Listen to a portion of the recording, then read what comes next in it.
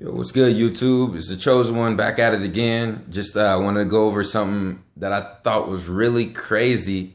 I've been noticing a lot of people online and in real life, even on Facebook, talking about they don't like this person because he or she is an Aries, he or she is a Libra, he or she is a Taurus, and I don't get along with these people. You know what I mean? Because of their zodiac sign. And I'm thinking to myself, like, are you really serious? Like, don't you understand that everybody is their own individual? Don't you understand that at the moment of your birth, the stars, planets were aligned around the earth in a position that makes every single individual who's born unique. So that correlates to something called the natal chart, okay? Like I said, everybody is their own individual, okay? And their exact personality would be their natal chart. Because I'm telling you right now, it's a lot more information and a lot more factors that go into a person's personality than their general zodiac sign. I'm telling you that right now, okay? That's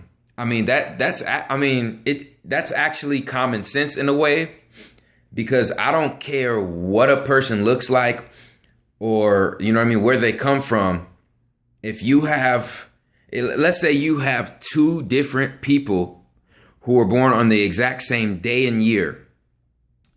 One of them was brought up in a single parent household in a low income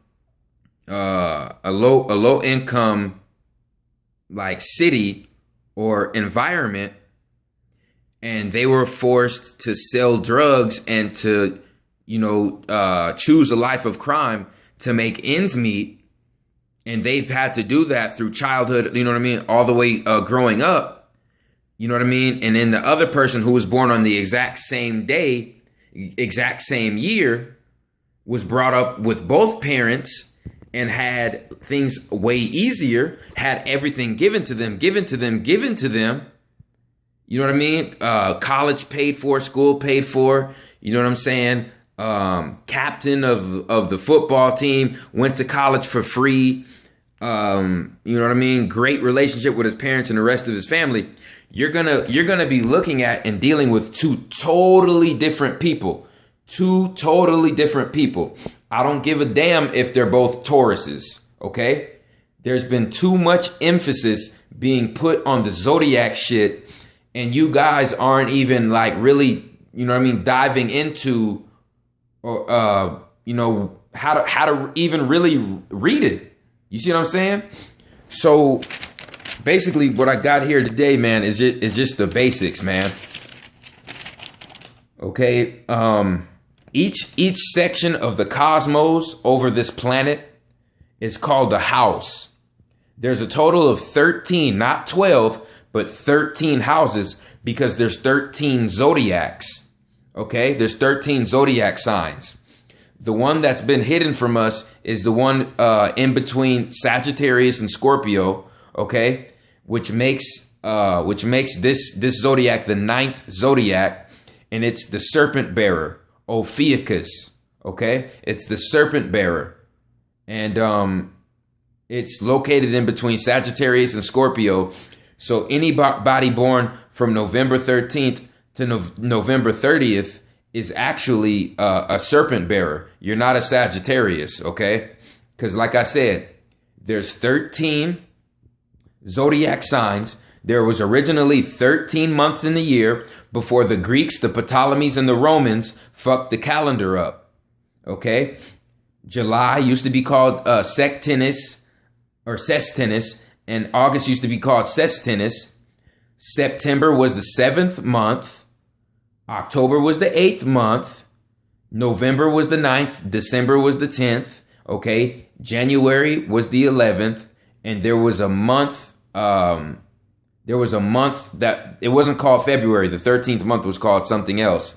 And November 13th to November 30th was also called something else. So it's really deep, man. Our whole calendar has been misconstrued, okay? And people aren't even they're not even reading the zodiac stuff the way it's supposed to be read.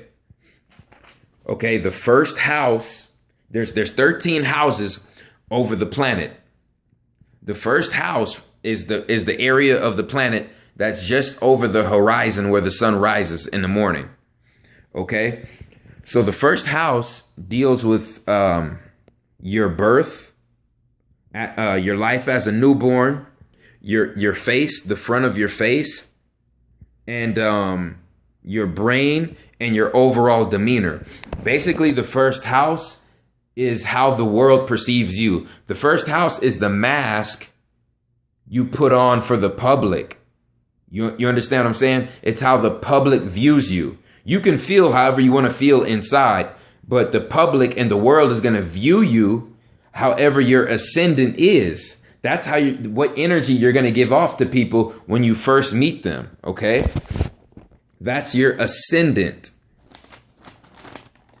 Second house is the area right below the Earth's horizon. Okay. The second house is basically your life as a toddler, your material possessions, your attitude towards material possessions, and it rules your neck, your throat, and your voice box. Okay. Pluto is the god of the underworld. I have Pluto in the second house, so I have a very deep and dark voice. See, you see how it works? It's not witchcraft. It's all real. Okay. And these are cosmic energies. The fourth house is your life from ages 6 to 12. Okay. And it's your relationship with your mother, your relationship with your city or home country. And it also represents any land or real estate that you might end up owning. It rules your stomach, your chest/breasts, your bodily fluids, and it rules estrogen in women. Your fourth house. Your fifth house is your life from 13 to 19, rules fun and games, sports, gambling, entertainment, sexual affairs / one night stands, your relationship with children, how you get along with children. For women, it rules your fertility, if you're able to have a lot of kids or not. And it also rules your heart chakra and your spine. Okay. The sixth house rules life from 20 to 26, basically early adulthood. Let me see. Work and service, analytical thinking, perfectionism, your work environment. Like if you work a 9 to 5, like what kind of environment are you going to be working in? That's the sixth house. And it rules your intestines. Okay. The seventh house, ages 27 to 33, rules your serious relationships and marriages and your attitude towards that, your business partners and hidden enemies. Okay. Basically, serious relationships with the opposite sex and business partnerships. It also rules your kidneys and your liver and your buttocks.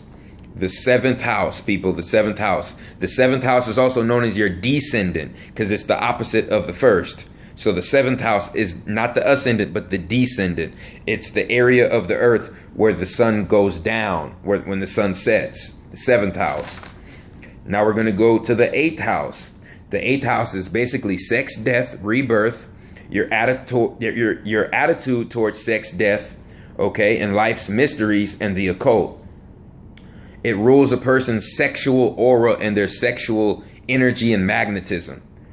It rules taxes, other people's money, death wills, the underworld of life, and your attitude towards all of that. Okay. And the part of the body that the eighth house rules is your genitals. The ninth house is the house of serpent wisdom, because I told you it's 13 of them. The ninth house is your serpent wisdom house. I'm going to get to that in another video. 10th house is basically Sagittarius, house of your spirituality, your universal love, how you feel about travel, relationships with people of other cultures, adventures to foreign lands, okay, and higher knowledge and higher forms of learning, okay. And the parts of the body that it rules is the hips and the thighs.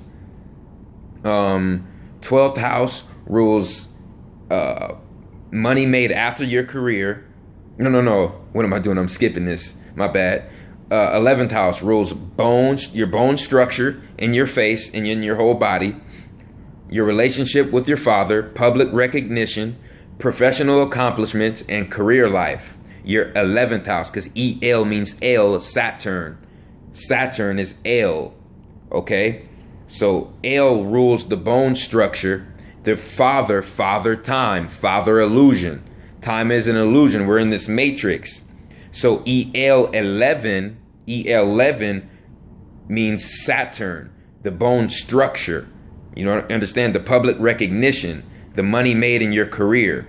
12th house is the house of Aquarius, rules money made after career, friend networks, friend circles, humanitarianism, your rebelliousness, if you're a revolutionary, have a revolutionary mindset or not, your scientific knowledge, house of gains, and money made after your job/career. Okay. It also rules your veins and arteries. 13th house, which is the last house, the house of Pisces, rules unseen spiritual world and your connection to it.